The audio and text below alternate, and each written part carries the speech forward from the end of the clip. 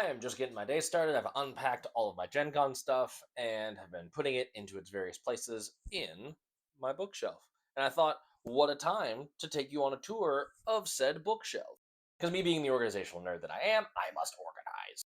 Flipping the camera so it is easier to go through all of the cubbies. Up here, we've got a little seasonal book stand that I can rotate things through. Right now, it's the first year zine of all of the Rascal articles. Really excited to read through that, along with all of the programs from the Gen Cons I have been to in person physically.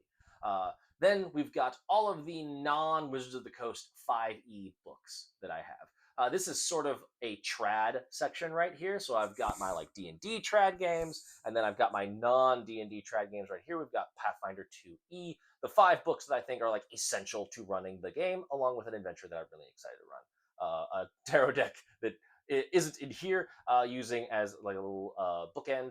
Fabula Ultima, fantastic. Technically trad, I think, but really, really rules light and fantastic trad. And then Fantasy Age, which is actually the first game that I ever ran as a GM.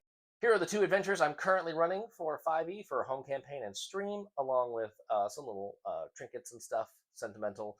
From here, we move over, and I've got all of these miniatures and like map supplements, physical doodads, and that's kind of coming over here as well with these board games. So like the expansion to Blood Rage, some Dark Souls kits. These are all like board games. They work very well as board games. They're fantastic, but I also use them as just straight up minis, because who hasn't kickstarted a fun thing just to get them as D&D minis? A quick tour of the less aesthetic things in here. These are like notebooks for different campaigns and stuff.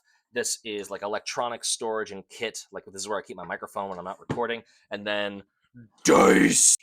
Here I've got just more little like physical doodads and stuff. When I run like group games or paid tables, this is like a bunch of the resources I pull to run those kinds of things. Swinging back up from there, I've got my tarot cards, which are beautiful and amazing, and I love this little collection.